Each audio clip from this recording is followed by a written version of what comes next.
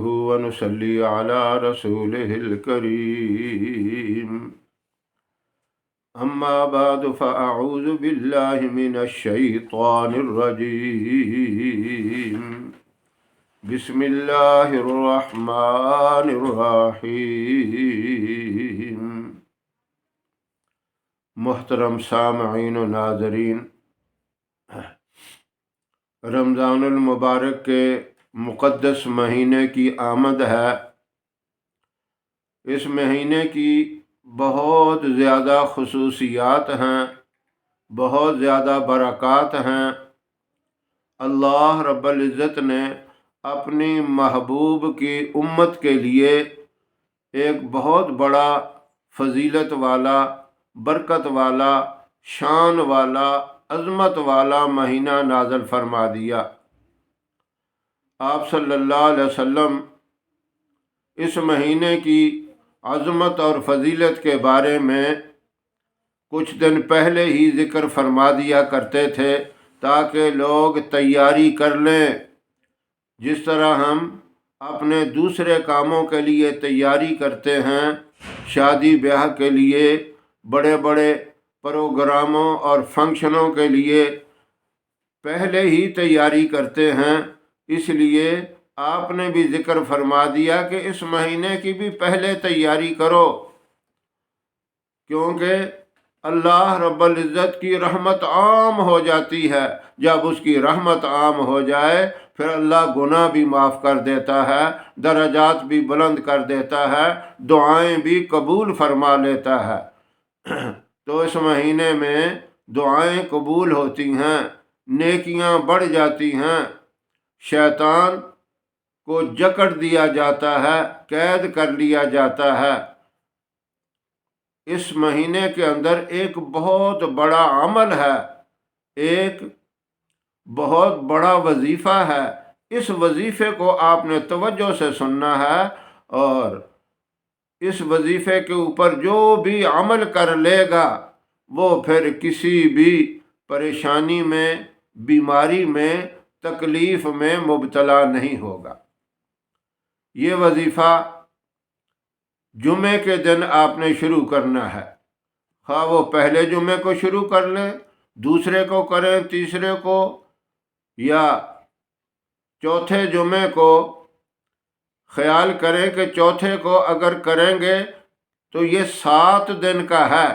چوتھے جمعے کے بعد آپ نے یہ دیکھ لینا ہے کہ آگے رمضان کے کچھ دن بچتے ہیں یا کہ نہیں بچتے۔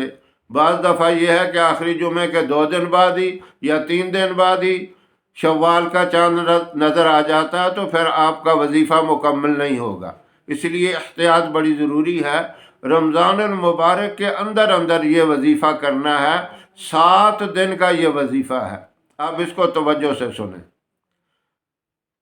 اس کی یہ تو ہو گیا رمضان میں 7 دن کا، اور اگر کوئی اتنی شدید بیماری ہے، سخت قسم کی بیماری ہے، اب رمضان کے بعد شوال میں یا محرم میں کسی مہینے میں بھی وہ بیماری شروع ہو جاتی ہے، تو آپ سال بھر تو انتظار نہیں کریں گے کہ آپ وظیفہ شروع کریں تاکہ یہ بیماری ختم ہو جائے۔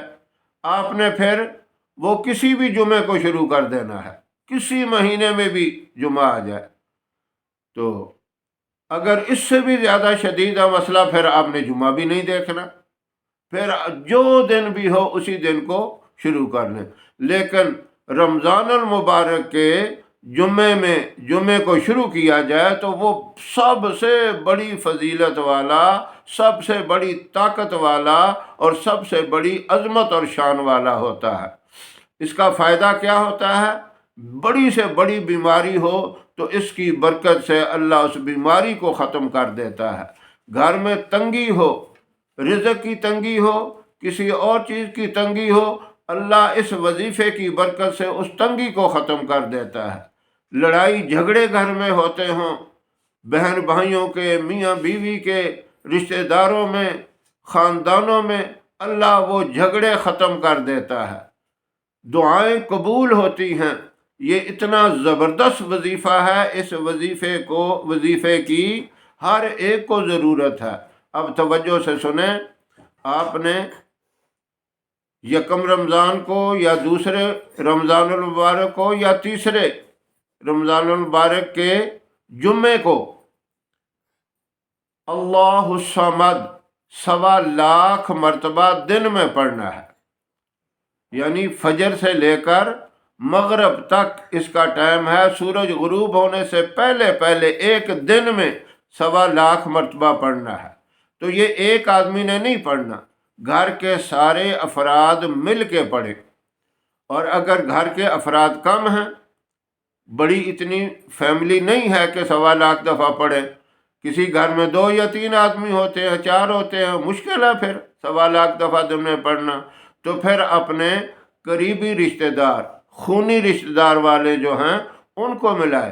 अपने वालिद की तरफ से जो हैं कज़न हैं, रिश्तेदार हैं, वालिद की तरफ से चचा हैं, उनके बेटे हैं, फिर इसी तरह माँ की तरफ से जो खाला हैं, मामू हैं, उनके बेटे हैं, इनको भी आप शुमार कर लें, साथ लगा लें। तो इस तरह मिलकर दिन में 1.25 दफ़ा पढ़ें। और ये 7 दिन करना है। जुम्मे को शुरू करेंगे तो जुमेरात के दिन मगरिब तक 7 दिन हो जाएंगे। लेकिन ये ख्याल करना है जब ये वजीफ़ा शुरू करें, जितने लोग भी पढ़ेंगे सबसे पहले 1 मरतबा दुरूद इब्राहीम पढ़ के इसको शुरू करें। अब देखें, एक आदमी पढ़ता है, पढ़ते पढ़ते थक जाता है, वो 2000 दफ़ा पढ़ता है, 3000 दफ़ा पढ़ता है, या 5000 पढ़ता है, या 1000 ही पढ़ता है। तो पहले दुरूद शरीफ पढ़ ले। जब समझे कि अब मैं कोई और काम करना है या मुझे थकावट हो गई है, तो आखिर में भी 1 दफ़ा दुरूद इब्राहीम पढ़ ले।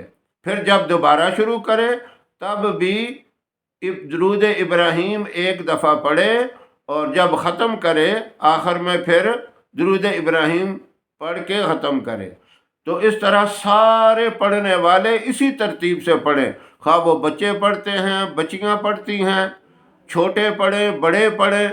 छोटे बच्चे भी समझदार, 8-9 साल के बच्चे सारी चीज़ें समझते हैं। पढ़ना सिर्फ यही है, अल्लाहु समद, अल्लाहु समद, अल्लाहु समद। इसको 1.25 मरतबा पढ़ना है। तो 7 दिन में आपने 1.25 मरतबा पढ़ लिया। फिर उसके बाद अल्लाह करेगा 7 दिन में अपने मरीज़ को देखेंगे, वो काफ़ी हद तक ठीक हो जाएगा। इसी तरह कोई तंगी है घर में, अल्लाह गायब से मदद कर देगा। लड़ाई झगड़े हैं, आप हैरान हो जाएंगे, आपस में मोहब्बत पैदा हो जाएगी, नफ़रतें दूर हो जाएंगी। इसी तरह किसी किस्म की भी परेशानी है, रोज़गार के मुताल्लिक़ परेशानी है, या कोई बाहर जाने का किसी जॉब का मसला है, कोई भी मसला रुका हुआ है, अल्लाह रब्बुल इज़्ज़त गायबाना तौर पे मदद कर देगा, मसले हल हो जाएंगे। जब 7 दिन आप मुकम्मल कर लें, उसके बाद हर नमाज के बाद 100 दफ़ा पढ़ें, अल्लाहु समद, अल्लाहु समद, अल्लाहु समद। तो ये दिन में 500 मरतबा हो जाएगा। अगर हर नमाज के बाद नहीं पढ़ सकते तो दूसरा तरीका इसका ये भी है, सुबह के वक़्त फजर की नमाज के बाद इकट्ठा 500 मरतबा पढ़ लें, या रात को इशा के बाद इकट्ठा 500 मरतबा पढ़ लें। फिर उसमें दिन की ज़रूरत नहीं है कि जिस तरह 1.25 दिन में ही करना था। अब ये जो है 500 मरतबा दिन और रात यानी 24 घंटों में करना है। तो ये उस वक़्त तक आप इस तरतीब से पढ़ते रहें जब तक आपका काम नहीं हो जाता या बीमार को बीमारी से शिफा नहीं मिल जाती। बड़ी से बड़ी बीमारी फालिज है, कैंसर की शदीद बीमारी है। इस अमल से इतने सख्त किस्म के कैंसर के मरीज़ भी अल्लाह ने ठीक कर दिए हैं। ठीक करना अल्लाह का काम है। अल्लाहु समद के अंदर ये इतनी बड़ी ताकत है।